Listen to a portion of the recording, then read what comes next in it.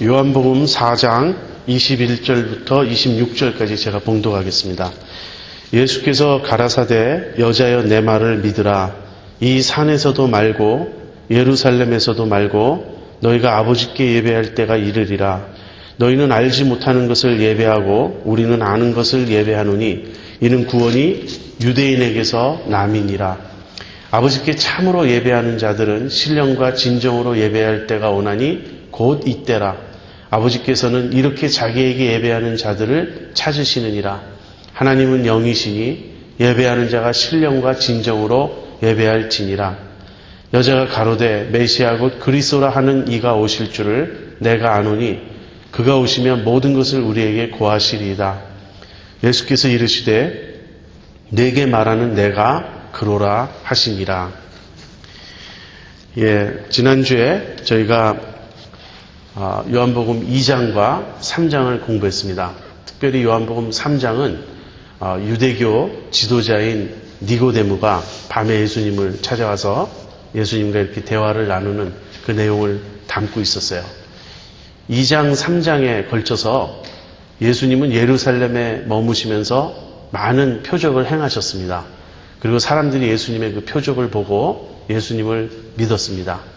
그런데 상황이 이제 예수님이 예루살렘, 유대의 지경을 떠나서 갈릴리로 가셔야만 할 그런 상황이 되었어요.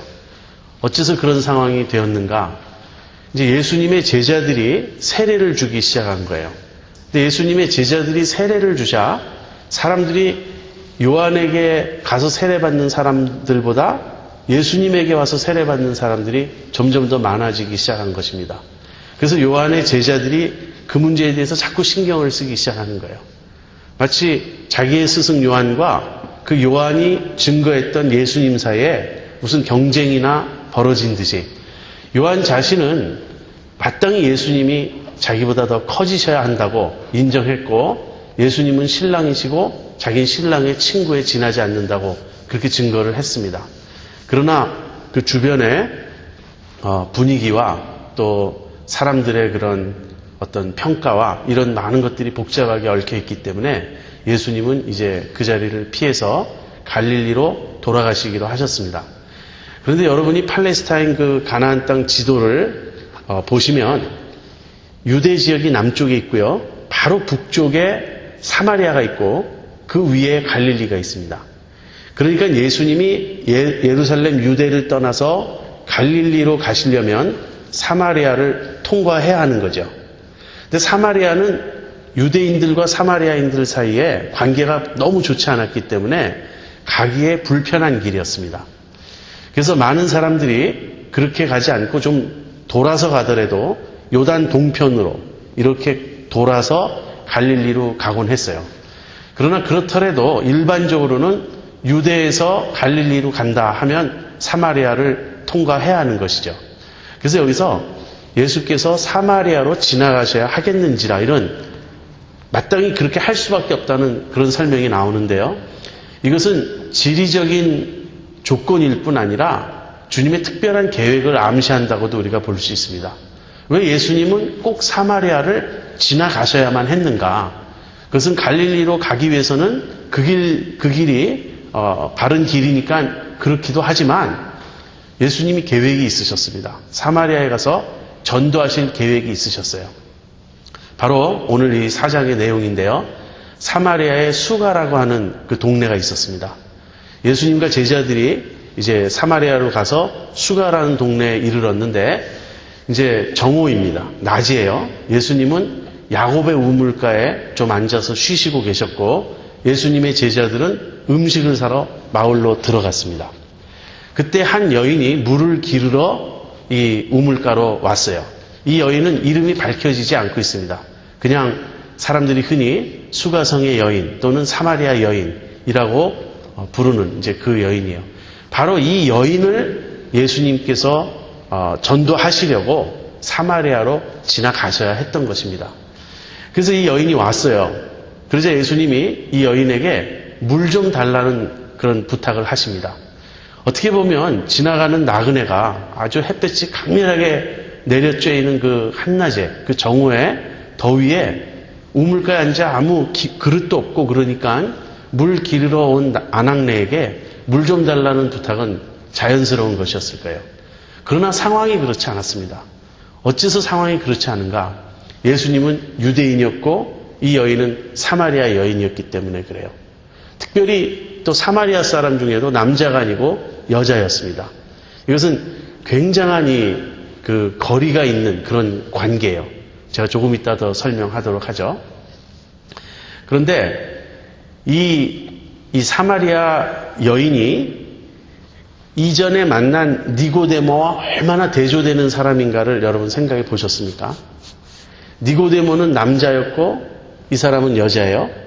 니고데모는 유대인이었고 이 여자는 사마리아 사람입니다. 이것만 해도 엄청난 차이예요. 그런데 니고데모는 유대인들 사이에서 가장 높은 위치에 있었던 사람입니다. 유대인의 관원이요, 즉 지도자요, 이스라엘의 선생이었습니다. 선생이라는 말은 율법학자라는 말이에요. 도덕적, 종교적, 사회적으로 아주 최상의 위치에 있었던 사람이에요. 우리는 니고데모 같은 사람 앞에 가면 기가 죽습니다. 무엇으로 비교를 해도 우리보다 뛰어난 사람이에요. 반면에 이 사마리아 여자는요, 도덕적으로도 사회적으로도 아주 문제가 많았던 사람이에요. 남편이 5이 있었습니다. 그런데 지금 동거하고 있는 사람은 6번째 남자인 거예요. 근데 이 6번째는 결혼 관계도 아닙니다. 그냥 동거하는 거예요. 오늘날 그런 상황이라 해도 굉장히 사회적으로 지탄받고 이렇게 떳떳하지 못할 그런 입장인데 그 당시에는 오죽했겠습니까? 그래서 이 여자는 아무도 물길로 오지 않는 그 시간에 햇볕이 쨍쨍 내려쬐는 그 한낮의 더위 속에 혼자 우물을 기르러 왔던 것이죠. 그래서 이 여인은 모든 면에서 니고데모와 반대되고 극단적인 대조를 이루는 그런 사람입니다. 근데 우리가 기억해야 될 것은 하나님은 외모를 보시지 않는다는 거예요. 하나님은 중심을 보십니다. 중심을 보시는 하나님 앞에서는 니고데모나 사마리아인이나 똑같아요. 둘 다 죄인이고 둘 다 구원이 필요한 사람입니다. 참 얼마나 대조되는지요. 니고데모는 밤에 오고요. 이 여인은 또 낮에 와요. 사마리아 여인 같은 사람은 우리가 만나면 도덕적 우월감을 쉽게 느끼게 되는 그런 사람이에요. 우리도 모르게 비웃게 되고 비판하게 되고 안 됐다는 듯이 혀를 끌끌 차게 되고 야, 인생이 왜 저럴까? 우리가 그렇게 내려다보기 쉬운 그런 사람입니다. 그런데 이 여인이 예수님을 만나고 삶이 완전히 바뀌게 되는 거예요.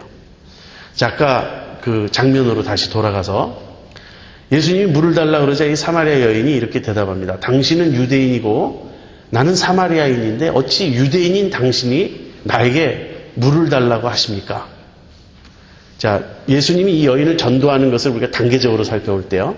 처음에 접촉점이 있어요. 그 접촉점이란 뭐냐면 물입니다. 물 좀 달라 이렇게 이야기하는 거예요. 아주 자연스럽죠. 아주 자연스러운 물로 시작합니다. 근데 이야기가 2장부터 계속 물이 등장하는 걸 여러분 보십니까? 2장의 가나의 혼인잔치에서 물을 포도주로 바꾸셨죠. 3장에 니고데모에게 물과 성령으로 거듭나야 된다고 말씀하셨죠. 4장에 또 물이 등장하고 있어요. 요한은 이렇게 아주 평범한 어떤 우리 주변의 그 물질, 어떤 그런 사건, 상황, 이런 걸 통해서 심오한 영적 진리를 잘 전달하는 그러한 특별한 그 재능이 있어요. 그래서 물을 가지고 접촉점을 찾아서 요구하는데 예수님이 물론 목이 마르셨기도 하겠지만 예수님은 육신을 가지고 계신 분이었으니까 그러나 물이 관심사가 아니었다는 것이 아주 금방 드러나요.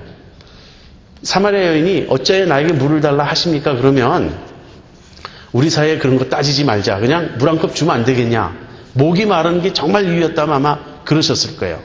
근데 예수님은 그렇게 대답하지 않습니다. 예수님은 내가 만일 하나님의 선물과 내게 물을 달라 한 사람이 누군 줄 알았다면 오히려 내가 그에게 물을 청했을 것이요 그가 너에게 생수를 주었을 것이다.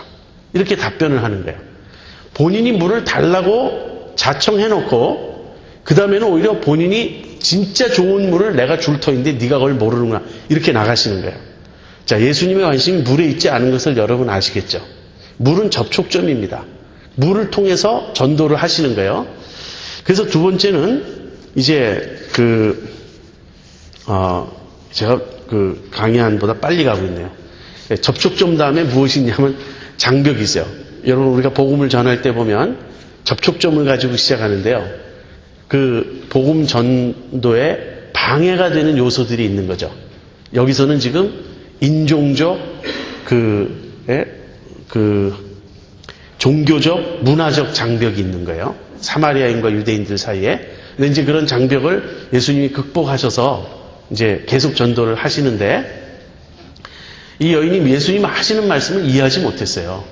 아니, 당신은 물기를 아무 그런 그릇도 없고, 이 물은 깊은데, 우물은 깊은데, 어디서 그런 생수를 얻겠느냐. 이제 이렇게 이야기합니다. 자, 이것은 뭐냐면, 오해예요. 지금 예수님이 말씀하시는 차원과 이 여인이 답하는 차원이 어긋가고 있어요.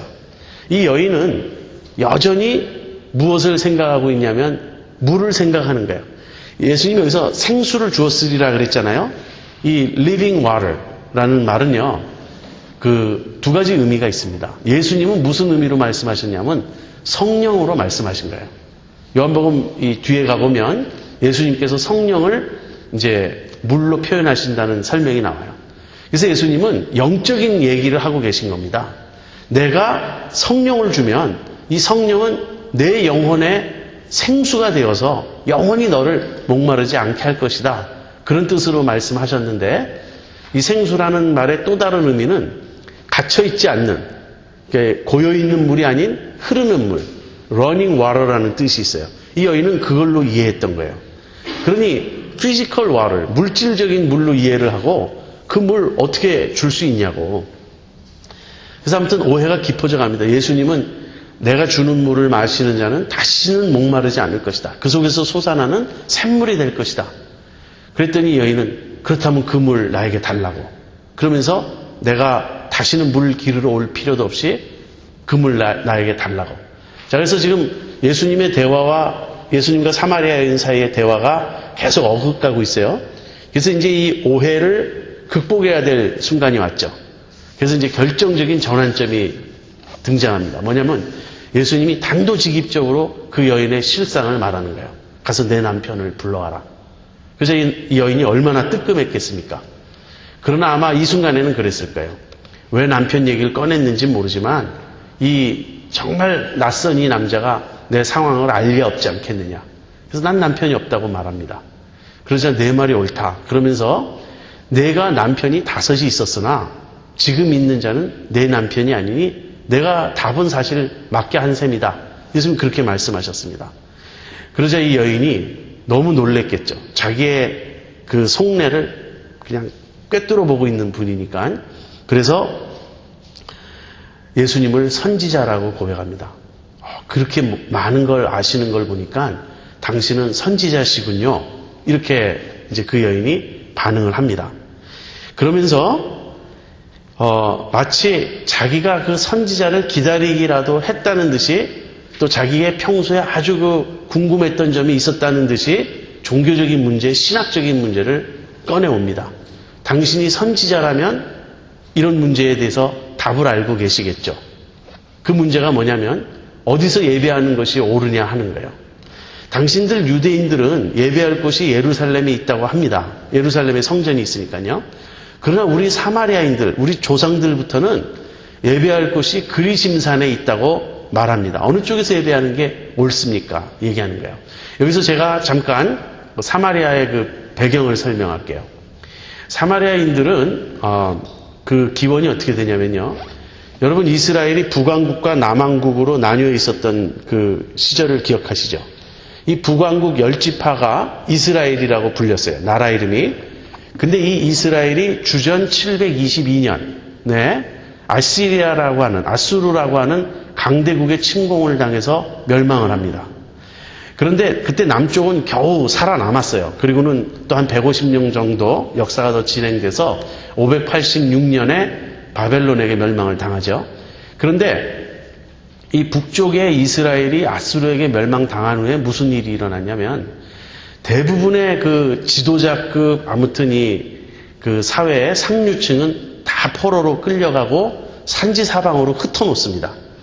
이 아수르의 정책은 뭐냐면 혼합시키는 거예요. 자기네가 점령한 지역 사람들을 다른 쪽으로 옮기고 또 그쪽에서 이쪽으로 옮기고 섞어놓는 것입니다.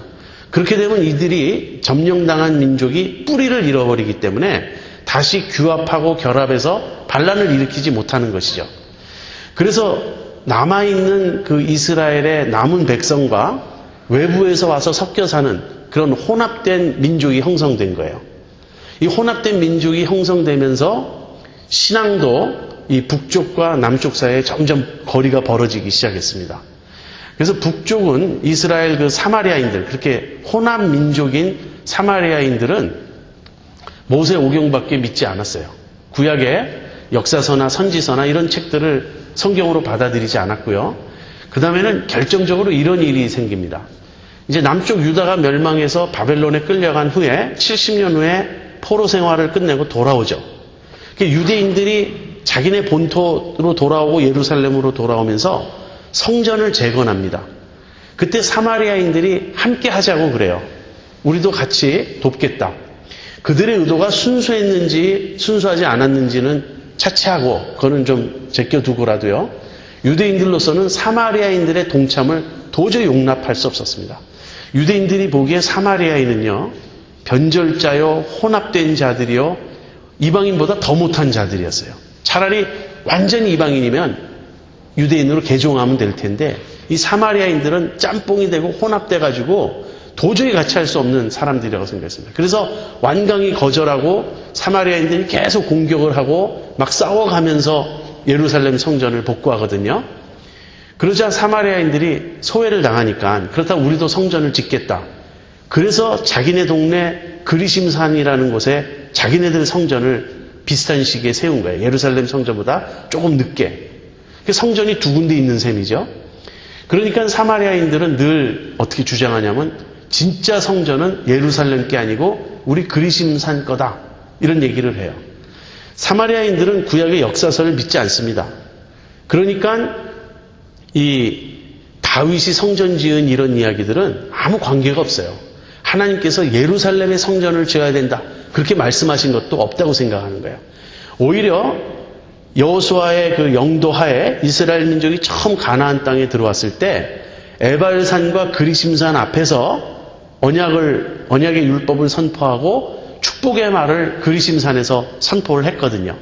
그래서 그리심산이 정통성이 있다고 생각하는 겁니다. 자, 이런 문제를 꺼내서 예수님에게 이제 질문을 하는 거예요. 이것은 뭐냐면 도피입니다. 여러분, 우리가 전도해보면 처음에 접촉점을 가지고 전도하죠? 그런데 장벽이 있죠. 대화가 안 되는 여러 이유가 있습니다. 그걸 좀 우리가 극복해서 또 해보려고 그러면 자꾸 오해가 일어나죠. 근데 오해를 극복하면 어느 단계에 옵니까? 그때는 도피 현상이 일어나는 거예요. 갑자기 화제를 바꾸고 싶어 하고 엉뚱한 질문을 하고 신학적 논쟁으로 들어가고. 근데 예수님은 그런 것에 휩쓸리지 않고요. 계속 전곡을 찌릅니다. 그래서 그 얘기 후에 이제 예수님이 이렇게 말씀하세요. 우선 유대인과 사마리아인들 사이의 신학 논쟁에 있어서는 유대인이 옳다고 인정해 주십니다. 이는 구원이 유대인에게서 남이니라. 예, 유대인들이 이 모세의 언약의 정통성을 가지고 있다는 거예요. 사마리아인들이 떨어져 나간 것이지 유대인들이 바로 그 맥은 이어온 거예요. 그런데 그게 중요한 게 아니라는 겁니다. 여자여 내 말을 잘 들으라. 이 산에서도 말고 저 산에서도 말고. 장소가 중요한 게 아니다. 하나님께 예배하는 자는, 참으로 하나님께 예배하는 자는 신령과 진정으로 예배할 때가 오나니 곧 이때라. 여기서 이때라라는 말은 예수님 자신의 사역의 그 때를 말합니다. 내가 왔기 때문에 이제는 더 이상 예배의 장소가 중요한 것이 아니다. 그렇게 말씀하시는 거예요. 자, 여기서 성전 주제가 나오죠. 근데 이미 앞에서 예수님이 성전 주제에 대해서 말씀하셨죠. 이 성전을 헐라. 내가 사흘 만에 일으키리라. 무슨 이야기였죠, 그때? 실제 예수님이 건물 말한 게 아니고 자기 몸을 가리켜 말씀하시면서 진짜 성전은 더 이상 건물이 아니고 나를 믿는 것이다. 내가 성전이다. 그렇게 말씀하셨죠. 여기서도 지금 같은 얘기예요. 건물로서의 성전이 예루살렘에 있던 그리심산에 있던 그게 중요한 게 아니라는 거예요. 내가 왔기 때문에 곧 이때부터는 하나님께 예배하는 자는 신령과 진정으로 예배해야 된다. 하나님은 영이시니, 사실 정확히 얘기하면 아버지는 영이시니 아버지께 예배하는 자는 신령과 진정으로 예배할지니라. 그렇게 말씀하셨습니다. 그래서 예수님이 참된 예배가 무엇인지를 가르쳐 주면서요. 이 참된 예배야말로 예수님이 주시는 생수예요.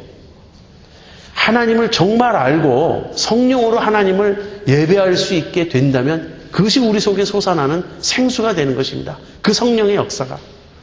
참된 예배는 어떻게 되죠? 첫째는 하나님을 아버지로 알아야 돼요. 아버지께 예배하는 겁니다. 하나님을 아버지로 모르는 자는, 알지 못하는 자는 하나님께 참된 예배를 드릴 수가 없어요. 그렇다면 하나님을 아버지로 모시려면 어떻게 해야 되죠? 당연히 성령으로 거듭나야 되죠. 아버지는 영이시니 아버지께 예배하는 자는 성령과 진리로, 신령과 진정이라는 말보다는 성령과 진리가 의미가 명확합니다. 성령과 진리로 예배할지니라. 여기서 성령으로 예배하라는 말은요, 영적으로 거듭나야 한다는 거예요. 예수님이 주시는, 예수님을 믿으면 성령을 받게 되고요. 그 성령을 받아서 하나님을 아버지로 모시게 되고 영적으로 교통할 수 있어야 된다는 뜻입니다. 그렇다면 진리란 무엇입니까? 진리는요, 김세윤 박사님은 진리를 실체라고 그렇게 말씀하십니다. 그동안 예배들이 이 사마리아인이든 유대인이든 그 이전에 예배해온 모든 것은 그림자였다는 거예요. 불완전한 것이었어요. 그러나 이제 예수님이 오셔서 하나님이 어떠한 분이신지를 밝히 보여주셨으니까 그것이 진리예요. 하나님이 어떤 분이신지 실상을 보여주셨으니 이제는 성령으로 거듭나서 그 하나님의 실상을 알고 하나님의 실체를 알고 예배하라, 그 뜻입니다.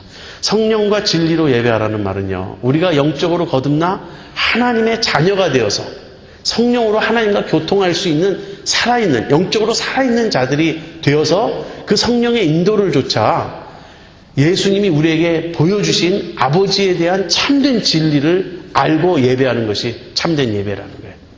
이게 중요한 예배지 예배 장소가 어디냐는 중요하지 않다는 것입니다.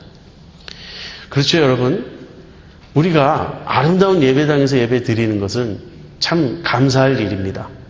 그러나 아름다운 예배당에서 예배 드리는 것이 예배에 조금 도움은 될지 모르지만 좋은 예배를 보장하지 않아요. 사실은 너무나 열악한 환경에서도 그들이 성령과 진리로 무장되어 있다면 하나님께 예배 드릴 수 있습니다. 그래서 그렇게 예배할 때 하나님과 교통하니까 그 속에서 솟아나는 생수가 있는 거예요. 이 물을 마시는 자는 다시는 목마르지 아니하려니와.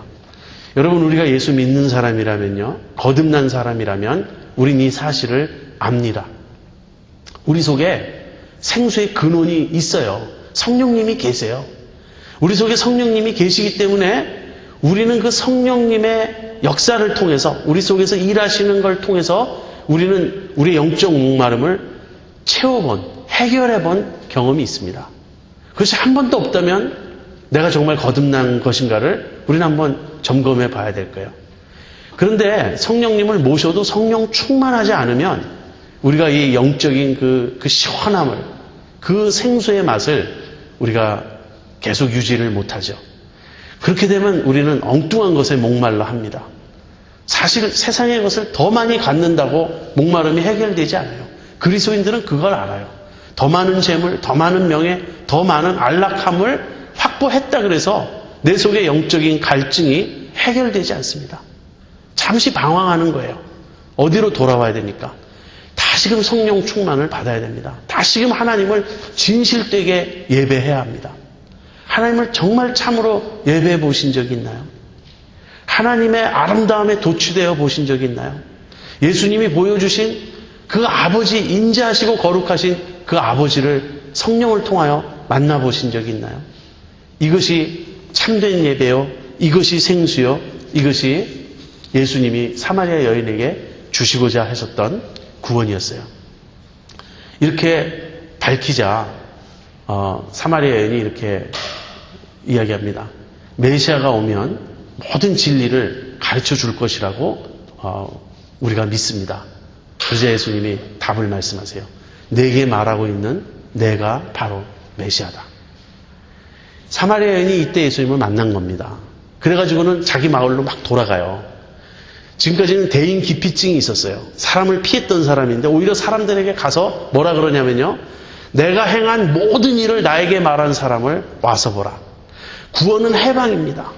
구원은 어둠과 흑암의 세력에서 벗어나는 거예요. 그동안 너무 부끄러워서 꽁꽁 걸어 잠그고 절대 자기를 오픈하지 않았던 이 여자가 이제는 활짝 개방하는 거예요. 더 이상 부끄럽지 않아요. 더 이상 감춰야 되지 않아요. 왜? 생명의 구주를 만나서 죄 용서함, 이 영생의 생수를 얻고 보니 이제는 사람들의 정죄가 두렵지 않은 거예요. 이 해방을 맛본 거예요. 그래서 내가 행한 모든 일을 나에게 말한 사람을 와서 보라. 그러자 사마리아인들이 예수님에게 나오죠. 그리고는 자기들과 함께하기를 부탁해서 예수님이 이틀을 더 유합니다. 그 후에 예수님이 떠나세요. 그때 마을 사람들이 여인에게 이렇게 말합니다. 이제 우리가 예수님을 믿는 것은 내가 말한 것 때문이 아니라 우리가 그를 친히 보았기 때문에 이제 예수님을 믿게 되었다. 여기서 약간 사마리아 여인이 좀 불쌍하죠. 그래서 전도를 했는데 그러나 증인은요 사라져야 되는 거예요. 증인이 계속 머뭇거리면 안 됩니다. 증인 중에 증인이 누구죠? 세례요한이죠. 세례요한이 기꺼이 사라지잖아요. 무대 뒤로. 그는 흥하여야겠고 나는 쇠하여야 하리라. 이 사마리아 여인이 나중에 이 동네 예수 믿게 된 거 다 내 덕인 줄 아세요. 이러지 않았다고요. 그냥 잊혀져 가는 거예요. 그렇지만 이 한 여인의 변화가 온 마을의 변화를 가져왔습니다. 여러분 우리 솔직히 한번 우리 자신을 점검해 보죠. 우리는 마음을 오픈할 수 있나요? 내가 행한 모든 일을 우리가 드러낼 수 있나요? 우리 못 그러죠. 우리는 사실 사마리아 여인보다 훨씬 좀 떳떳하게 살았을 거예요. 남편을 막 5, 6씩 바꾸진 않았어요. 그렇지만 우리는 부끄러운 게 너무 많다고요. 숨겨야 할 게 너무 많다고요. 그래서 자꾸 이게 닫아두고 누가 혹시 나의 약점을 알까봐 전전긍긍하면서 살아갑니다. 우리가 빛 가운데 오면 주님께서 그 아들 예수의 피가 모든 죄에서 우리를 씻을 것이요. 그랬습니다. 죄사함의 확신을 가져야 됩니다. 내가 잘못한 거 많다고. 내가 부족한 거 많다고. 그러나 나 용서받았다고. 그래서 우리가 오픈하며 살아야 됩니다. 성령의 사람의 특징은요. 투명한 거예요. 성령께서 나의 이 모든 허물을 씻어주셔가지고 내 마음을 열 수 있는 그런 자유가 있어야 합니다. 자, 아무튼 그렇게 해서 사마리아에 전도를 하셨어요. 제자들이 돌아왔습니다. 제자들이 돌아와 보니까 예수님이 웬 이상한 여인하고 얘기를 하거든요. 그렇지만 무슨 얘기를 하시느냐 묻진 않았습니다. 그리고 스승님 우리가 양식을 사왔습니다. 그랬더니 예수님이 이렇게 말씀하세요. 내게는 너희가 알지 못하는 양식이 있다. 나의 양식은 나를 보내신 자의 뜻을 행하고 그의 일을 온전히 이루는 이것이니라. 여러분 양식은 뭐죠? 생명의 근원입니다. 내가 살아가는 나의 어떤 존재를 가능케 해주는 그 근원이에요. 다시 말하면 내가 살아가는 데 필요한 모든 원동력, 에너지, 의욕, 힘을 얻는 근거가 되는 게 양식이죠. 그 양식을 먹어야 우리가 사니까. 근데 예수님에게 있어서는 그 힘을 얻는 원천이 무엇이었냐면 하나님의 뜻을 행하고 하나님 일을 하는 것이었어요. 참 예수님이 우리에게 이걸 보여주십니다. 참 이것은 뒤집어 보면 이런 이야기예요. 너희는 먼저 그의 나라와 그의 의를 구하라. 그리하면 이 모든 것을 너희에게 더하시리라. 하나님께 사로잡혀 하나님의 일을 하며 하나님의 뜻을 추구하며 살아갈 때 우리는 놀라운 삶의 의욕을 가질 수가 있어요. 그때는 뭘 먹느냐, 뭘 마시느냐 이런 것이 큰 문제가 되지 않아요. 초가 삼간에 살아도 되고요. 좀 넉넉하게 살아도 되지만 큰 문제가 되질 않아요. 어디서 내가 에너지를 얻느냐 여러분 그거 한번 생각해 보세요. 여러분 어디서 에너지를 얻습니까?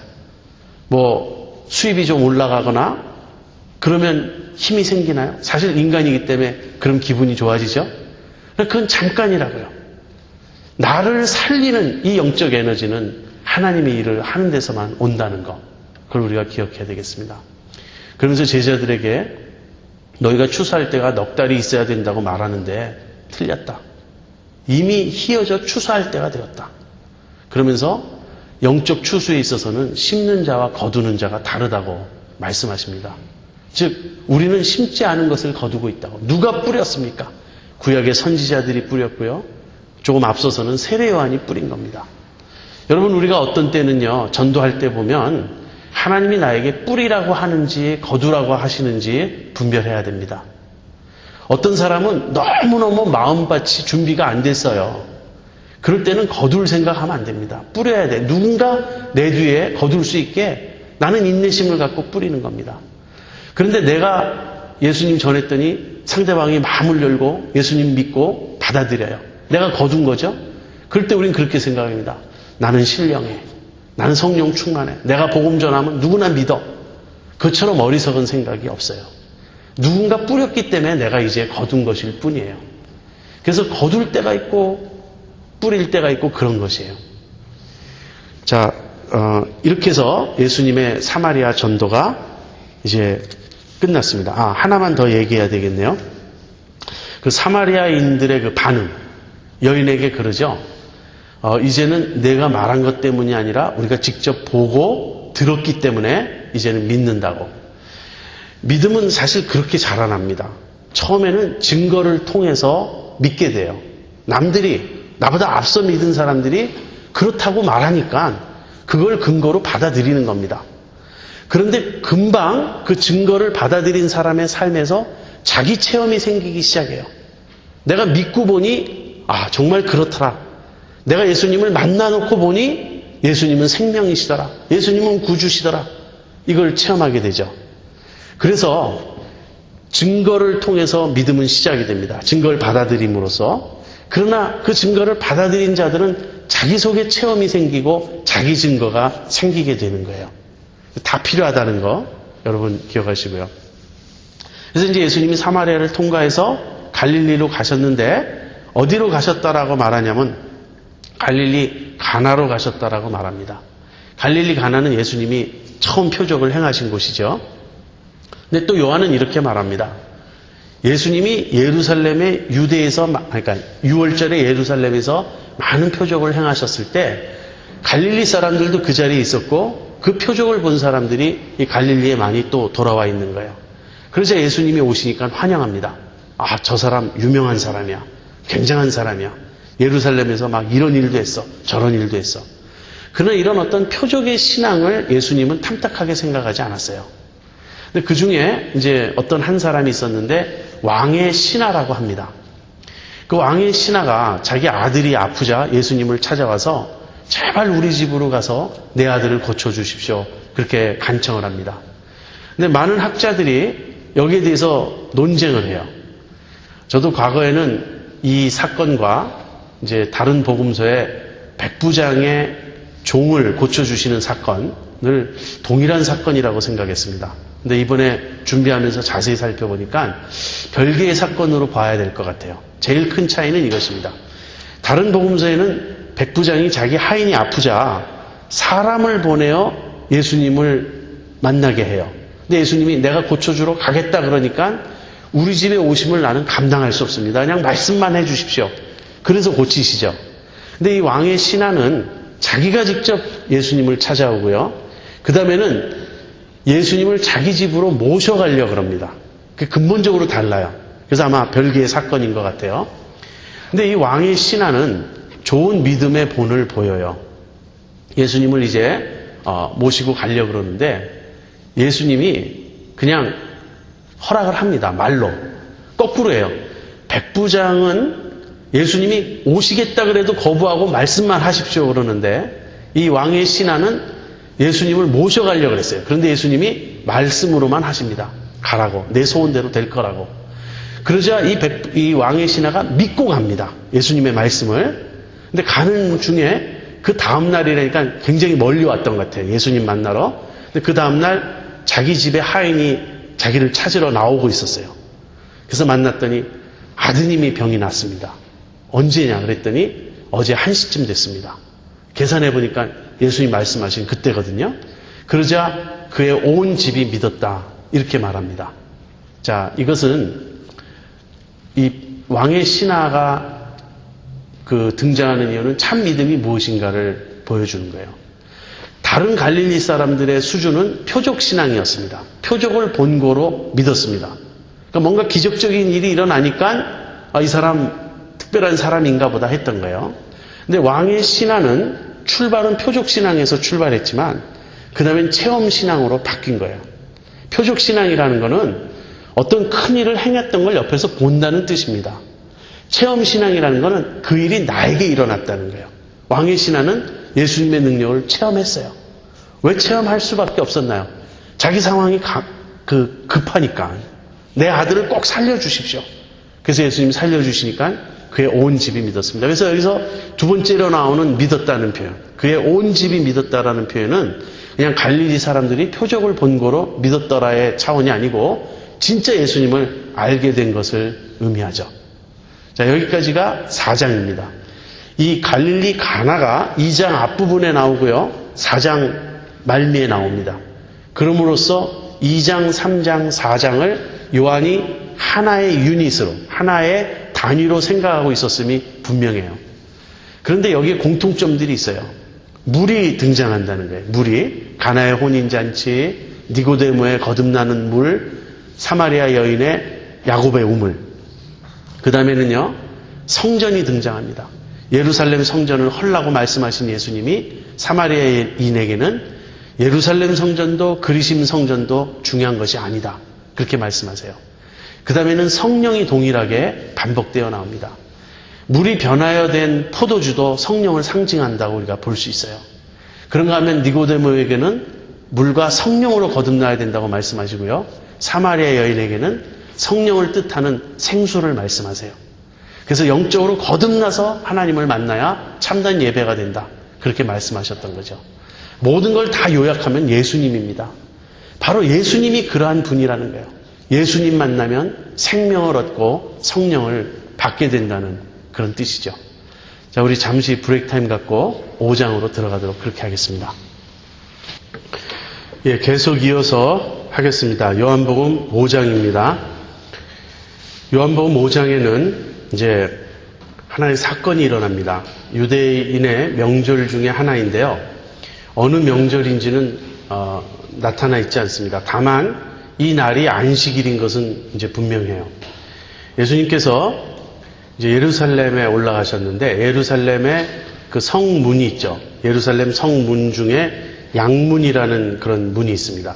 근데 그 양문 곁에 베데스다라고 하는 못이 있었어요. 근데 이 못에는 어떤 전설이 있냐면 가끔씩 천사가 내려와 물을 동하는데 이제 물이 움직이기 시작하면 제일 먼저 그 못에 들어가는 사람은 어떤 병이든지 낫는다라는 이야기가 전해져 내려오는 거예요. 그것이 사실인지 아닌지는 알 수 없죠. 근데 그 베데스다 그 못가에 38년 된 병자가 있었습니다. 이 병자는 스스로 몸을 움직이지 못해요. 사람들이 이 병자를 이제 들고 이렇게 그 못가 옆에 그 솔로몬 행각에 이렇게 솔로몬 행각인지 아무튼 그 행각이 있는 곳에 이렇게 데려다 두면 거기서 앉아 있다가 혹시라도 이제 연못물이 흔들리면 들어가려고 이제 그런 사람인데 예수님이 그 병자를 만나셨습니다. 근데 병이 오랜 줄을 예수님은 딱 보고 아셨어요. 38년 됐다고 하니까 예수님이 이 병자에게 이렇게 물으십니다. 내가 낫고자 하느냐? 그러자 이 병자가 이렇게 대답합니다. 천사가 물을 동할 때 나는 빨리 몸을 움직일 수 없는데 사람들이 나보다 빨리 그 물에 들어가므로 내가 나을 수가 없다고. 예수님은 내가 낫고자 하느냐라는 어떤 소원, 의향을 물으셨는데 이 병자는 자기가 왜 병고침을 지금까지 받을 수 없었는지에 대한 이유를 말합니다. 얼핏 보면 그냥 있을 수 있는 대화라고 생각해 볼 수도 있는데요. 요한이 의도적으로 모든 걸 기록했다고 저는 보기 때문에 내가 낫고자 하느냐라는 이 질문도 예수님께 어떤 의미심장한 질문이었다고 저는 그렇게 생각합니다. 이런 거죠. 내가 낫고자 하느냐라는 그 질문에는 정말 소원이 있느냐, 낫고자 하는 의지가 있느냐 이런 뜻이 담겨져 있는데요. 왜 그런 질문을 하셨냐면 이 병자의 어떤 그 내적인 상태를 예수님이 지적하신 게 아닌가 싶어요. 여러분 38년 동안 이렇게 그런 상태에 있었으면 병을 고쳐야 되겠다는 것은 하나의 허구적인 그냥 막연한 이상이고 목표일 뿐이지 자기 삶에 굉장히 익숙해져 있을 수가 있습니다. 우리 모두는 사실 변화를 두려워해요. 그래서 겉으로는 낫고 싶어 하지만 속에서는 어떤 새로운 변화에 대한 두려움이 있을 수 있는 거죠. 그런데 내가 마땅히 개선해야 될 어떤 상황이 있는데 그 상황을 개선하지 못하면서 오랫동안 거기 익숙해져 있다 보면 그 핑곗거리를 찾아야 우리 마음이 편해요. 이러이러하기 때문에 나도 어쩔 수 없다. 그래서 고치긴 고쳐야 되겠는데 고칠 강한 의지나 의욕은 없고 능력도 없고 그래서 그 상황을 개선하지 못할 때에는 적당한 이유를 늘 대가지고 그 이유 뒤에 숨기가 편한 거죠. 제가 생각할 때 우리 모두에게 이런 문제가 있습니다. 여러분 우리가 고치고 싶은 어떤 문제가 있어요. 고치는 것이 하나님의 뜻인 어떤 일이 있어요. 삶의 상황일 수도 있고요. 어떤 나의 습관일 수도 있고 나의 성격의 문제일 수도 있고 그렇습니다. 근데 내 힘으로 해서 안 되는 거예요. 여러 번 해봤지만 안 됩니다.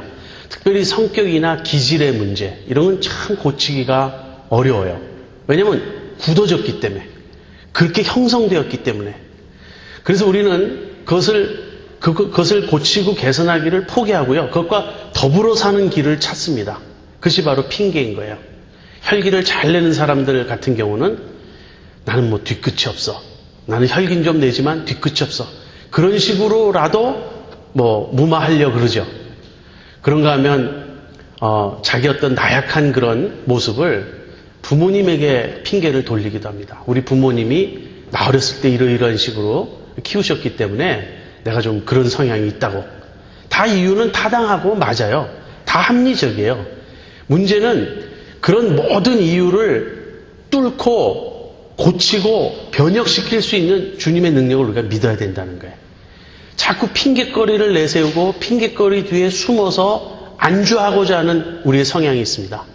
그 예수님은 이 병자에게 내가 낫고자 하느냐, 정말 낫고자 하는 의도와 의욕이 있느냐 이런 걸 물어보셨을 때 병자의 대답은 그렇지 않았다는 게 제 해석입니다. 지금 이 병자는요, 피지컬 그 상태, 이 육체적인 상태만이 문제가 아니라 마음의 병이 있는 거예요. 마음에 억눌려 있고, 마음에 제한되어 있고, 마음에 구속되어 있는 것입니다. 그런데 예수님은 보통 믿음을 보시잖아요. 믿음을 보시고 일으키시는데 여기서는 그냥 기적을 행하십니다. 정말 무력과 철저한 이런 어떤 절망 속에 빠져 있는 사람에게 예수님이 말씀을 선포해서 그러니까 우리가 이것을 알 수 있어요. 예수님의 능력이 우리가 믿음을 보이고 반응할 때 예수님께서 그 능력을 더 많이 행하시는 건 사실이지만 우리 편에서 믿음의 반응이 없어도 예수님이 하시고자 하시면 하실 수 있다는 거예요. 예수님이 이 병자에게 내 자리를 들고 일어나 걸어가라. 그 말씀 하시자 이 병자가 일어난 겁니다.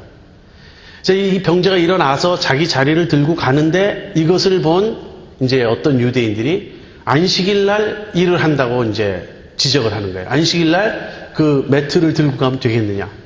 그 사람이 38년 동안 그 자리에 있었으면요. 모든 사람이 다 알았을 거예요. 근데 그 사람이 걷는다는 사실이 보이지 않는 거예요. 아, 어떻게 걷게 됐냐고. 지금 매트가 문제가 아니죠. 어떻게 걷게 됐냐고 물어야 마땅한 거 아닙니까? 그런데 너 왜 매트 들고 다니냐? 왜 안식일 어기냐? 이렇게 나오는 거예요. 그러자 이 병자가 누가 나한테 그렇게 하라 그랬는데 그 예수님이 어디 있는지도 모르고 이름도 모르는 거예요. 이 병자가 좀 문제가 있는 사람 같아요. 자기를 고쳐준 사람에 대해서 감사도 안 하고요. 이름도 몰라요. 그러다가 성전에서 예수님을 만납니다. 그리고는 당국자들에게 쪼르르 달려가서 내가 그 사람 찾았다고. 예수라는 사람이라고.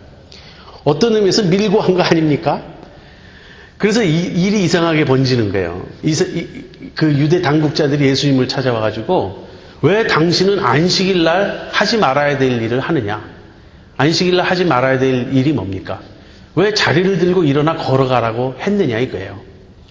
뭐 좀 다르게 보면 왜 병을 고쳤느냐 이거겠죠. 그래서 제가 처음에 이제 이 병자의 그 심리 상태를 좀 생각해 볼 때 이 병자가 오랫동안 병을 앓으면서 내적으로 형성되었을 그런 어떤 무력감, 그 심리적인 그런 질병이 문제인 것을 한편으로는 보면서 또 하나는 어떻게 이 사건을 보는 사람들의 시각이 이렇게 삐뚤어질 수 있을까 하는 거예요.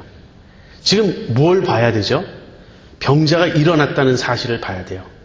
그리고 병자 당사자라면 예수님이 구세주라는 사실을 인정해야 돼요. 나를 고쳐줬는데 지금 뭐 천사가 가끔씩 내려와 물을 동하고 어쩌 제가 보기엔 그건 전설일 것 같아요. 그냥 어떤 그 물에 무슨 효용이 있었거나 뭐 어떤 그런 광물질이 그 뭐라 그러죠? 미네랄이 많거나 그래가지고 효용이 있었는지 모르지만 천사가 내려와서 그랬다는 건 그냥 얘기일 것 같아요. 그런데 그런 막연한 것이 아니고 실제 예수님이 자기를 낫게 해주셨다면 당장 예수님 제자가 되겠다고 나서든지 감사하다고 하나님을 경배하고 찬양해야 옳지 않습니까? 성전 미문에 앉은 뱅이를 베드로가 고쳤을 때 그는 걸었네, 뛰었네, 찬양했네 그랬잖아요. 근데 이 사람은 감사할 줄도 모르고요. 자기 은인의 이름도 처음엔 모르고요. 알자 그 다음에 쪼르르 달려가서 저 사람이 그랬다고. 참 이상한 사람이에요. 이 병자는. 진짜 심령적으로 많이 병이 있는 것 같아요. 근데 유대 당국자들은요. 어떻게 이 사람을 고쳤냐. 예수님의 능력을 보고 놀라는 게 아니고 안식일 범했다고. 이제 그거 가지고 시비를 거는 겁니다.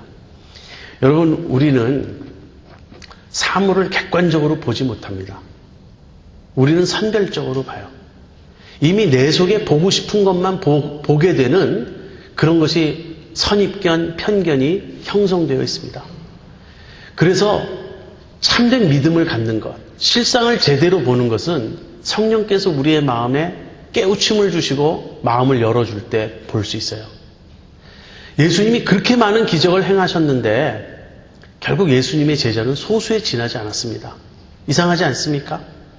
그런 걸 보았다면, 심지어는 이제 요한복음 11장에 가보면요. 죽은 나사로를 살리시는 일이 있는데요. 그걸 보고 이를 갈아요. 유대 당국자들이.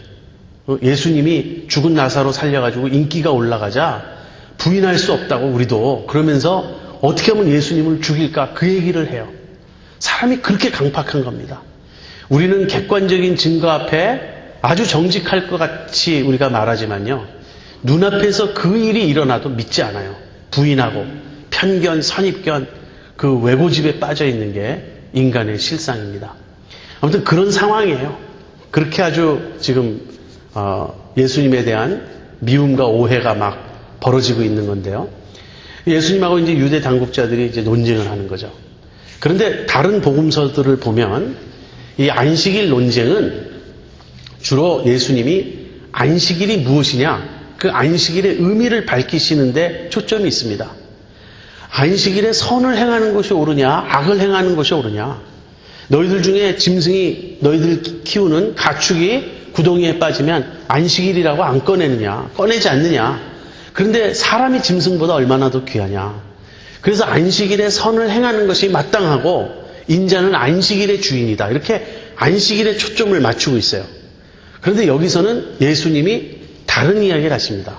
뭐라고 대답하시냐면요. 아버지께서 이제까지 일하시니 나도 일한다. 즉 안식일을 제정하신 하나님이 안식일 날임에도 불구하고 지금 일하고 계시기 때문에 나도 일할 수밖에 없다. 예수님이 이렇게 말씀하신 거예요. 그러니까 우리가 이 얘기를 접근하려면 두 가지를 생각해 봐야 됩니다. 첫 번째는 안식일이란 무엇이냐 하는 것이고요. 두 번째는 예수님과 하나님의 관계를 어떻게 보아야 하느냐 하는 거예요. 요한복음은 이 후자에 초점을 맞추고 있습니다. 그래서 안식일 이야기만 간단히 하죠. 유대인들은 이런 논쟁을 했습니다. 하나님이 천지를 창조하시고 제7일 날 쉬셨다고 하는데 곤란한 문제가 생기는 거예요. 하나님이 쉬고 계시면 어떻게 이 모든 천체가 돌아가고 있느냐는 거죠. 하나님이 붙드셔야만 천체가 운영된다고 믿는데 하나님이 쉬시면 어떡하는가. 다시 말하면 이 섭리의 사역이 있어서 창조 사역은 하나님이 끝나셨지만 섭리라고 하는 사역에 있어서는 하나님이 일하셔도 된다는 거예요. 그것은 하나님이 안식일 범하는 것이 아니라고 그렇게 나름대로 해석했습니다. 그런데 중요한 것은 섭리만이 아니에요. 하나님께서 창조는 마치셨습니다.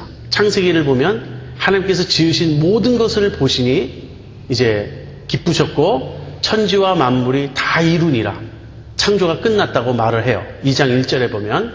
그런데 무엇이 안 끝났냐면 재창조가 안 끝난 거예요. 구속이 안 끝난 거예요.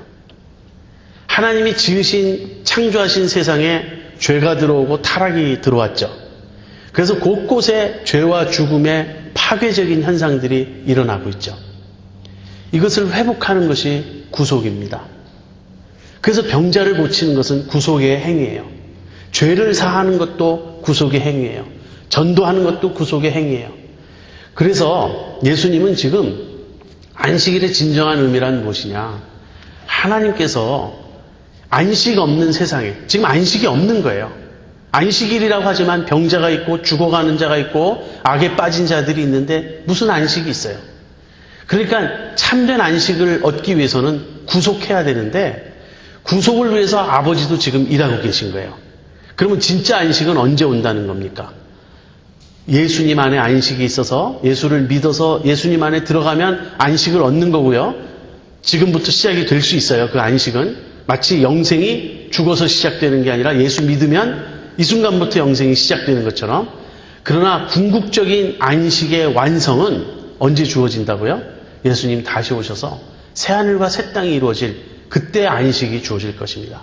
그러므로 하나님의 백성을 위하여 안식할 때가 따로 남아있다고 히브리서의 저자는 말하고 있어요.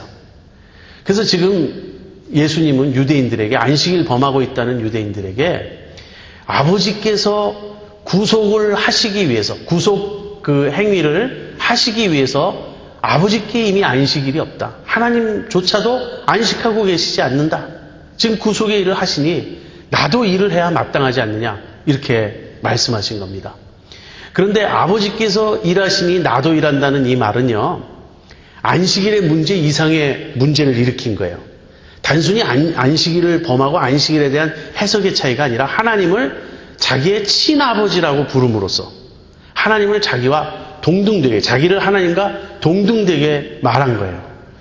유대인들은 이걸 오해하지 않습니다. 유대인들은 얼마나 철저하게 유일신앙에 훈련되어 있는 사람들인지 벌써 유일하신 하나님의 신적 권위에 조금이라도 도전하는 기미가 보이거나 그 유일신앙이 흔들리는 사인만 보여도 냄새 맡는 사람들이 유대인들이에요. 그래서 예수님은 신성을 주장한 게 아닌데 유대인들이 오해했다든지 그런 게 아닙니다. 실제 예수님이 그렇게 주장하신 거예요. 아버지, 하나님을 자기의 친아버지라고 부름으로써 자기를 하나님과 동등된 자리에 올려놓으신 겁니다. 예수님이 신성을 주장하신 거예요.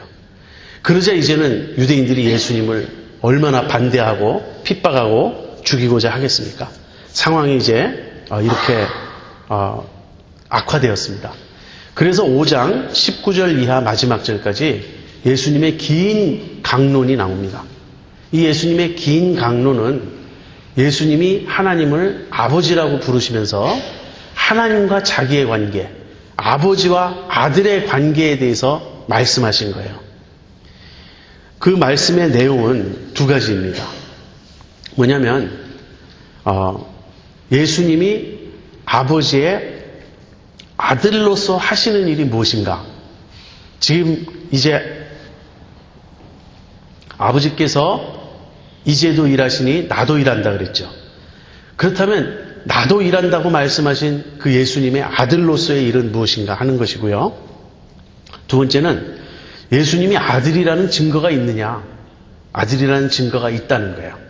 그래서 예수님이 아들로서 하시는 일에 대해서, 그 다음에 아들로서의 증거에 대해서 각각 우리가 살펴보겠습니다. 예수님은 이렇게 말씀하십니다. 자기가 아들로서 행하는 일은 스스로 하는 게 아니라는 거예요. 자기 생각대로 자기 마음대로 독자적으로 하는 일이 아니고 아버지께서 하시는 일을 보고 그대로 행한다는 거예요. 그러니까 자기는 아버지를 흉내내고 있을 뿐이다. 왜 내가 안식일날 병자를 고쳤는지 아는가? 예수님이 고치셨지만 하나님이 고치신 거예요.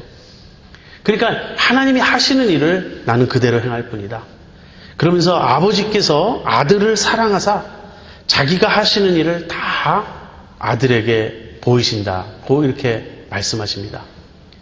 예수님은 하나님의 아들이세요.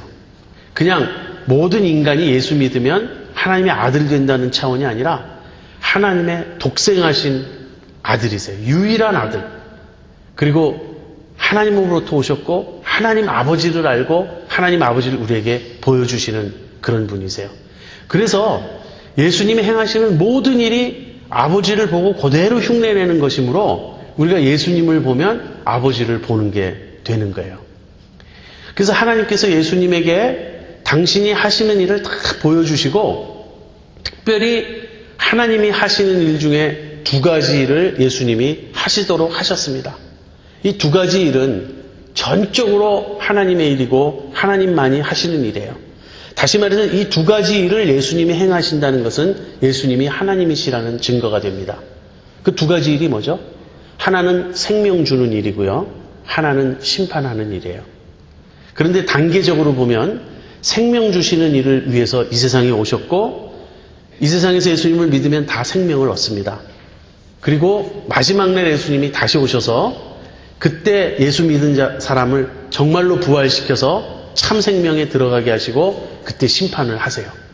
그래서 예수님은 생명 살리는 일, 아버지께서 죽은 자들을 일으켜 살리심 같이 아들도 자기가 원하는 자들을 살리는 그 일을 하십니다. 그런데 예수님이 다른 사람을 살릴 때요, 하나님께 구해서 생명을 받아서 살리는 게 아니에요. 예수님 안에 생명이 있어요. 그래서 예수님이 하나님이신 거예요. 예수님 안에, 그 안에 생명이 있었으니 이 생명은 사람들의 빛이라 1장 4절에 나오죠. 그래서 예수님 안에 생명이 있기 때문에 예수님은 생명을 주실 수 있는 거예요. 그래서 하나님만이 하실 수 있는 그 일, 생명 주는 일을 하시고요. 이 생명 주시는 일은 두 가지 차원에서 다 이루어집니다. 육체적으로도 사람을 살리실 수 있어요. 그리고 영적으로도 생명을 주실 수 있습니다. 이 생명을 주실 수 있는, 영적 생명을 주실 수 있는 사이드의 또 다른 그 면은요, 죄 용서하는 거예요. 예수님은 죄 용서하실 수 있어요. 여러분, 예수님이 내가 네 죄를 사노라고 선언하시면 그걸로 끝입니다. 하나님 앞에 가면 똑같은 선언이 내려지고 있어요. 그래서 예수님은 죄를 사하실 수 있고 생명을 주실 수 있는 그 권세를 가지고 계십니다. 사실은 죽은 자를 살리시는 능력은요, 영적으로 죽은 자를 살리실 수 있다는 것을 보여주시는 표적인 거예요. 영적으로 죽은 자가 살아나는 건 영의 세계의 일이니 눈에 보이지 않잖아요. 그러니까 죽은 자를, 육체적으로 죽은 자를 살리심으로써 생명의 주가 되심을 보여주시는 겁니다. 그 다음 두 번째는 예수님이 하실 수 있는 두 번째 일은요, 심판하는 권세를 받으신 거예요. 그런데 예수님께서 아들이 인자됨을 인하여, 즉 성육신하시고 이 세상에 오심을 인하여 하나님께서 심판하는 권세를 아들에게 맡기셨다고 말합니다. 또 여기서 인자라는 말은요, 성경학자들이 좀 설명하는 바에 의하면 구약의 다니엘 7장에 나오는 인자라는 표현입니다. 다니엘이 환상을 보는데 인자 같은 이가, 그러니까 사람의 아들처럼 생긴 어떤 존재가, 그래서 다니엘서 7장에 나오는 그 인자 같은 이가 라고 말할 때 그 인자는요, 신적 존재예요. 사람의 아들이 아니고 사람의 아들 같은 이가, 그거예요. 옛적부터 계신 이 앞으로 인도되어 가요. 옛적부터 계신 이는 하나님이세요. 구름을 타고 인도되어 가요. 근데 구름이라는 것은 구약에서는 항상 하나님의 등장과 더불어 나타납니다. 모세가 성막을 다 지었을 때 구름이 빽빽이 차 있듯이. 그러니까 구약 다니엘서 7장에 나오는 인자는 사실은 사람이 아니고 인자 같은 신적인 존재예요. 그런데 그 인자 같은 이가 옛적부터 계신 하나님 앞에 가서 무슨 권세를 받냐면 지극히 거룩하신 분의 백성을 창조하는 그 권세를 받아요. 그래서 예수님이 인자됨을 인하여라는 말은요, 다니엘서 7장에 나오는 그 인자 같은 이가 되셔가지고 이 세상에 오셔서 하나님의 백성을 만드신다는 그런 뜻입니다.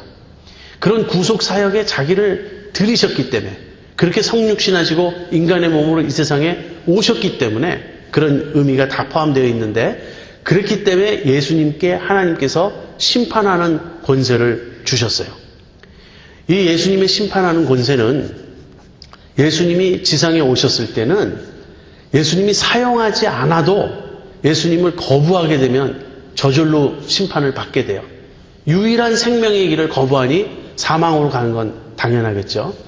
그러나 마지막 날 심판대 앞에서 우리가 만나게 될 심판주도 예수님이시라는 거예요. 여러분, 우리는 모두 심판대 앞에 설 것입니다. 고린도후서 5장 10절에 보면 우리가 다 그리스도의 심판대 앞에 서게 될 것이다, 그렇게 말하고 있어요. 요한복음에서는 믿는 자는 심판을 받지 아니하나니 이렇게 말하고 있거든요. 그 말은 정죄를 받지 아니하나니 그런 뜻입니다. 심판대 앞에 서기는 다 서요. 그러나 예수님을 믿는 자들은 그 심판받을 때 정죄받지 않아요. 왜? 이미 의롭게 여김을 받았으니까, 이미 칭의를 받았으니까 우리는 정죄받지 않아요. 그러나 심판대 앞에 다 서게 됩니다. 그런데 심판이라는 말은 그리스도인들도 다 두려워합니다. 사실은 두려워해야 돼요. 왜냐하면 주님은 두려우신 분이니까. 그런데 우리가 심판대 앞에 설 때 우리가 아주 두렵고 떨리는 마음으로 심판대 앞에 서는데, 바울은 이렇게 말합니다. 우리 각자가 자신의 일을 짓고 하리라. 하나님, 난 이렇게 살았습니다, 이렇게 짓고 해야 된대요. 보통 고민이 많은 게 아니에요, 그런 심판을 생각해 보면. 근데 우리가 심판대 앞에 설 때 그 심판의 보좌 앞에 앉으신 분이 예수님인 걸 딱 보게 되면 믿는 자들은 어떻습니까? 안심하게 되는 거예요. 주님이시다. 주님이 심판대 앞에 서셨구나. 예를 들어서 인간적인 표현을 한다면, 내 아들이 내가 앉아있을 때, 자기 아빠가 앉아있을 때 혼날 줄 알고 왔다가 아빠다, 살았다, 그러지 않겠습니까? 바로 그런 관계인 거예요. 예수 믿지 않는 사람들은 그냥 안 믿는 정도가 아니라, 예수님 당시에 예수님 이렇게 핍박하고 대적했던 이 유대인들이 심판대 앞에 딱 섰는데 거기서 예수님을 본다고 생각해 보세요. 와, 그때 어떻겠습니까? 우리 주님이 심판주가 되세요. 근데 우리에게 예수님이 묻는 것 딱 하나입니다. 너 나를 믿었느냐? 그거 하나만 물으세요. 내가 예수님을 믿었다면 우리의 이름이 생명책에 기록되어 있습니다. 근데 믿었다는 것에 대한 증거가 있어야 돼요. 그것이 우리의 변화된 삶이에요. 삶이 변화되는 것이 구원입니다. 입으로만 믿었다 그러고, 예수님 난 믿었어요, 세례도 받았고 나는 믿었다고 이렇게 사람들에게 다 광고도 하고 그랬습니다. 그렇다고 믿은 게 되는 건 아니에요. 진짜 믿음이 있었느냐? 진짜 믿음이 있으면 생명이 있는 거고요, 생명이 있으면 열매가 있게 돼 있는 거예요. 그래서 각 사람이 그 행한 바에 따라 심판을 받는다는 말도 맞고, 믿음에 따라 심판을 받는다는 말도 맞아요. 먼저는 믿음이 있느냐 없느냐를 따지는 겁니다. 그래서 믿음이 있는 사람은 행위가 그 믿음을 증거하기 때문에 믿음으로 구원을 받는 거고요, 그가 행한 모든 죄와 허물을 다 덮으시고 기억도 안 하세요. 다 용서해 주셨어요. 예수님을 믿지 않는 자들은 믿지 않았다는 그 한 가지 사실 가지고 심판하시는 게 아니에요. 믿지 않은 자들의 행위가 드러나는 거예요. 그들의 선행조차도, 그들이 잘했다고 하는 모든 일조차도 얼마나 그것이 어둠 가운데 있었던 것인지, 그것이 얼마나 죄 가운데서 행한 일인지가 드러나게 될 것이라는 거예요. 그래서 심판주가 되시고 생명의 주가 되신 예수님을 지금 믿으면 지금 우린 구원 얻어요. 진실로 진실로 내가 네게 이르노니 내 말을 듣고 또 나 보내신 이를 믿는 자는 어떻게 된다고요? 영생을 얻었고, 이건 현재형입니다. 심판에 이르지 아니하나니, 이건 미래형이에요. 여기서 심판은 정죄라고 제가 말했죠. 영생을 지금 가지고 있고 앞으로 정죄당하지 않을 것이며 사망에서 생명으로 옮겼느냐, 이건 과거예요. 예수님을 믿은 그 순간에 사망에서 생명으로 옮겨졌다는 겁니다. 죽은 자들이 하나님의 아들의 음성을 들을 때가 오나니 곧 이때라. 듣는 자는 살아나리라. 예수님의 음성을 들으면 살아납니다. 이것이 예수님의 심판하는 권세예요. 예수님의 음성을 듣는다는 것은 무슨 말입니까? 예수님의 음성을 들은 사람이 많았죠.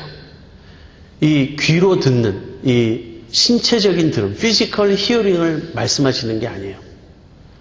내 마음으로 듣는 것, 믿음으로 듣는 것, 영으로 듣는 것을 말합니다. 똑같은 예수님의 말씀을 듣는데요. 어떤 사람들은 돌밭과 같고 길가와 같고 가시떨기와 같아요. 어떤 사람들은 예수님의 말씀을 듣는데 그 말씀이 마음에서 떠나지 않아요. 그것을 생각하게 되고 그 말이 맞다. 그 말이 진리다. 그렇게 믿는 사람이 있어요. 그것이 하나님의 아들의 음성을 듣는 것입니다. 그것이 믿는 거예요. 여러분에게는 이런 일이 일어났나요? 하나님의 말씀을 들을 때, 성경 말씀을 들을 때, 누군가 복음을 외칠 때, 그 말을 들을 때 그거 다 거짓말이지, 또는 누가 알겠어, 죽어봐야 알겠지, 또는 그 옛날에 있는 다 좋은 말이지, 그런 정도입니까? 말씀을 들을 때 늘 졸리고 피곤하고 따분하고 지루하고 그렇습니까?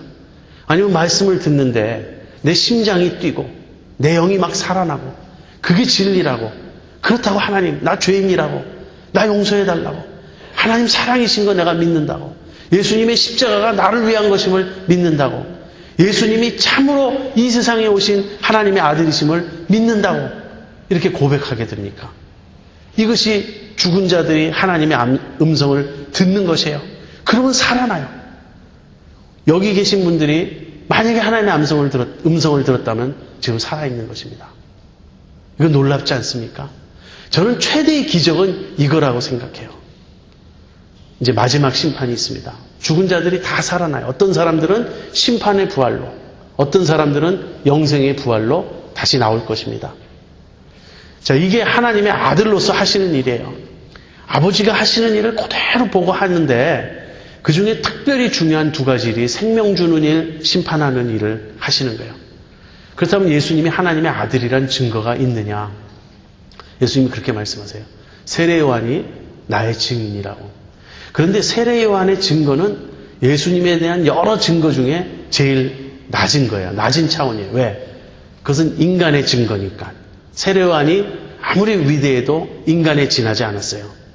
그래서 세례 요한보다 더 높은 차원의 증거가 있는데 두 번째는 뭐냐면 예수님이 하시는 일이에요. 내가 하는 일 이 자체가 내가 누군지를 보여주는 증거라고. 그렇지 않습니까? 지금 38년 된 병자를 일으켰어요. 죽은 자를 살렸어요. 5,000명을 먹였어요. 이것이 예수님이 누군지를 보여주는 강력한 증거 아닙니까? 이게 표적이라고 요한이 말하고 있지 않습니까? 그 다음에는 하나님이 직접 증거하신다 그래요. 이것은 아마 성령을 통한 감화일 거예요. 죽은 자들이 하나님의 음성을 듣는다고 말할 때 그 듣게 되는 믿음, 마음에 확신을 주고 마음이 열리고 그래서 예수님을 따르게 되는 그런 변화를 일으키는 증거. 마지막으로 예수님은 성경이 나에 대해서 증거한다. 너희가 성경에서 영생을 얻는 줄 생각하고 성경을 상고하거니와 이 성경이 내게 대하여 증거하는 것이라. 유대인들은요, 성경을 얼마나 열심히 묵상했는지 몰라요. 그런데 정작 성경의 주인공이 오셨는데 예수님 못 알아봤어요. 이런 비극은 오늘날에도 일어날 수 있습니다. 여러분 성경 읽으시죠? 성경을 열심히 읽을 때 제일 피해야 될 건요, 몇 번 읽었다 따지는 거예요. 몇 번 읽었는지 저절로 알겠죠. 우리가 2,000번, 3,000번 읽지 않는 한, 수백 번 읽지 않는 한, 그 몇 번 읽었는지 헷갈릴 리 없죠. 그죠? 한 번 읽었든지, 두 번 읽었든지, 한 번도 못 읽었든지, 그런 수준이 우리 대부분이니까. 그런데 많이 읽었다, 몇 번 읽었다, 그런 게 중요한 게 아니라는 거예요. 성경을 줄줄 웬다도 중요한 게 아니라는 거예요. 제일 중요한 건 뭐죠? 성경이 증거하는 예수님을 아느냐는 거예요. 왜? 이 성경이 내게 대하여 증거하는 것이야. 그래서 성경이 증거하는 예수님을 알고 믿기만 하면 성경에서 영생을 얻게 된다는 거예요. 여러분 성경을 읽을 때 생명을 느끼십니까? 예수님을 느끼시면 생명을 느낄 수 있어요. 그래서 매일매일 콰이어 타임하고 이런 것이 어떤 사람에게는 지루하고 의무감에서 억지로 하는 일일 수 있지만 우리가 그런 때가 있을 수 있습니다. 그러나 성경을 통해서 자꾸 예수님을 보게 되고 예수님을 만나고 예수님을 체험하게 되면 이것이 내 생명이 풍성해지는 경험이 되고요.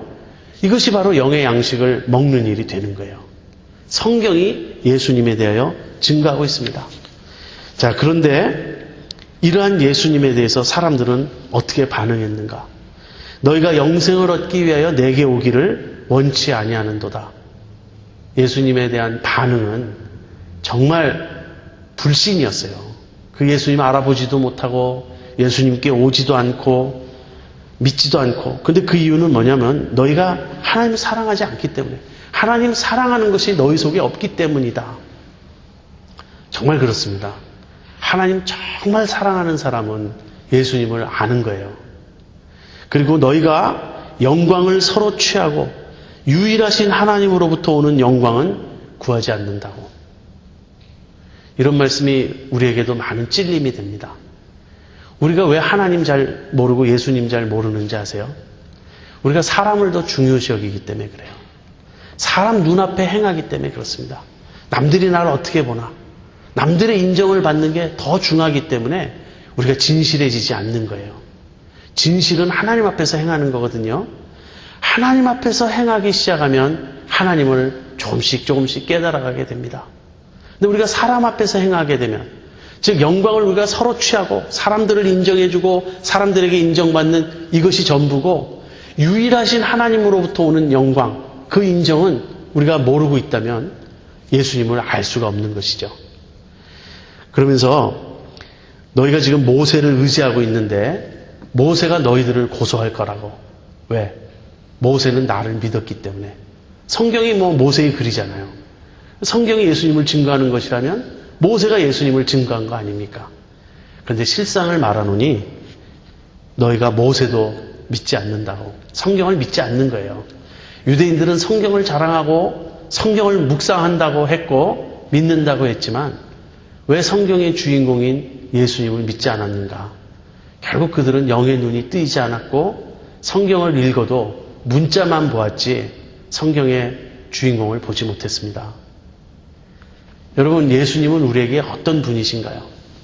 사마리아 여인이 만난 그 예수님을 우리도 만난 적이 있습니까?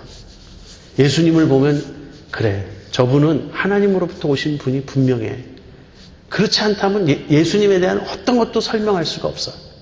그런 사실을 확실히 아십니까? 예수님은 그냥 위대한 스승이요, 굉장히 도덕적인 분이요, 그런 분입니까? 아니면 내 생명의 구세주가 되십니까? 아무튼 오늘 공부를 마치면서요, 사마리아 여인이 예수님 발견하고 부끄러운 과거를 다 드러내면서 그 속에서 넘쳐나는 생수를 맛본 것처럼 여러분과 저도 그 생수를 더욱 깊이 맛보기를 원합니다. 기도하겠습니다.